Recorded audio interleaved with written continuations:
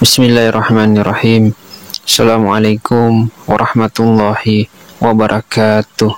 Syukur alhamdulillah kita bisa berjumpa kembali di channel ini.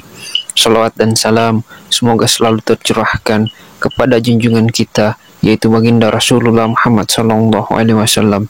Allahumma sholli ala sayyidina Muhammad wa ala ali sayyidina Muhammad. Harapan dan doa saya, semoga saudaraku semuanya selalu diberikan kesehatan, dilapangkan rezekinya, diampuni segala dosa-dosanya, dan dipanjangkan umurnya oleh Allah Subhanahu wa Ta'ala. Amin, amin ya Rabbal Alamin. Sahabat beriman yang dirahmati Allah Subhanahu wa Ta'ala, ada 3 larangan yang hendaknya dihindari saat mengerjakan sholat tahajud. Melakukan salah satu dari ketiga larangan ini berarti menyalahi sunnah yang bisa mengurangi atau bahkan bisa menghilangkan pahala keutamaan dari sholat tahajud. Lalu, apa saja 3 larangan tersebut? Berikut ini adalah penjelasannya. Yang pertama adalah mengerjakan sholat tahajud lalu meninggalkannya. Dulu ia rajin mengerjakan sholat malam dan tahajud, namun sekarang ia tinggalkan. Dia hanya ingat sholat tahajud ketika susah saja, ketika mendapati masalah, terhimpit hutang, atau dirundung duka. Namun, ketika kondisi lapang, senang dan bahagia, ia lalu lupa dengan meninggalkan sholat tahajud tersebut. Sholat tahajud yang seperti ini mendapat kritikan dari Nabi Shallallahu Alaihi Wasallam. Sebagaimana dahulu beliau pernah berpesan kepada Abdullah bin Amr bin As, "Wahai Abdullah, jangan kamu seperti si Fulan. Dulu ia rajin sholat malam, lalu sekarang ia meninggalkan bangun malam." Hadis riwayat Bukhari dan Muslim. Sholat tahajud bukan dilakukan ketika susah saja, ketika ditimpa masalah, dililit hutang atau dirundung duka. Namun ketika lapang pun, ibadah sholat tahajud harus tetap dilakukan. Rasulullah Shallallahu Alaihi Wasallam pernah bersabda, "Kenalilah Allah di waktu lapang, niscaya Allah akan mengenalimu di waktu susah." Hadis riwayat Ahmad. Meninggalkan sholat tahajud setelah melakukannya termasuk perbuatan yang dibenci. Sebaliknya, Rasulullah Shallallahu Alaihi Wasallam memuji seseorang yang rutin dan istiqomah mengerjakan sholat malam, baik ketika susah maupun senang. Beliau Shallallahu Alaihi Wasallam telah memberi contoh untuk tidak meninggalkan sholat malam meski beliau dalam kondisi sakit. Aisyah radhiyallahu anha berkata, "Jangan tinggalkan qiyamul lail, karena sesungguhnya Rasulullah Shallallahu Alaihi Wasallam tidak meninggalkannya. Apabila beliau sakit atau malas, maka beliau sholat sambil duduk." Hadis riwayat Abu Daud. Lalu yang kedua, mengkhususkan sholat tahajud pada malam Jumat.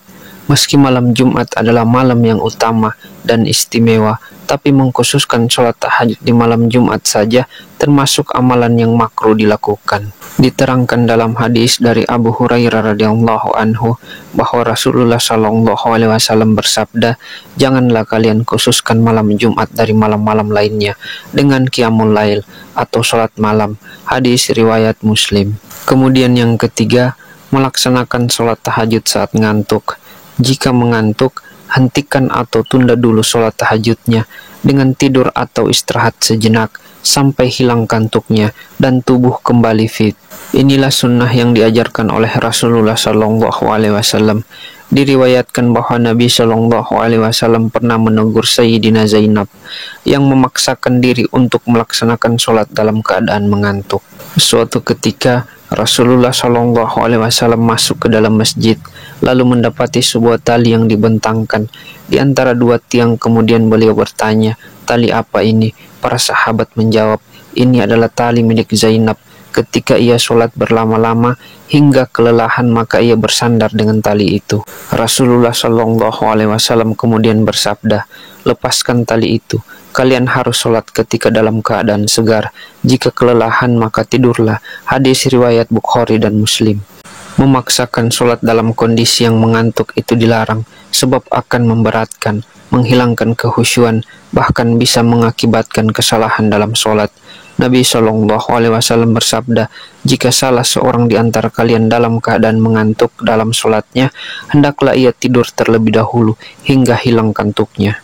Karena jika salah seorang di antara kalian tetap sholat sedangkan ia dalam keadaan mengantuk, maka ia tidak akan tahu. Mungkin ia bermaksud meminta ampun, tetapi ternyata ia malah mencela dirinya sendiri."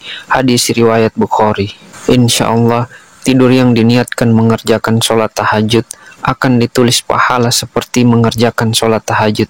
Nabi Shallallahu Alaihi Wasallam bersabda, siapa yang mendatangi tempat tidurnya dan ia berniat untuk melaksanakan sholat malam, lalu ia tertidur hingga pagi, maka dia tetap mendapatkan apa yang diniatkannya. Hadis riwayat Ibnu Majah dan An-Nasai. Tidaklah seseorang berniat mengerjakan sholat pada malam hari dan dia tertidur, melainkan Allah akan menetapkan baginya pahala sholatnya, sedangkan tidurnya itu menjadi sedekah baginya. Hadis riwayat An-Nasai. Sahabat beriman yang dirahmati Allah Subhanahu wa Ta'ala, mungkin itu saja yang bisa saya bagikan pada kesempatan kali ini. Semoga bisa bermanfaat untuk kita semua. Amin, amin ya rabbal alamin. Assalamualaikum warahmatullahi wabarakatuh.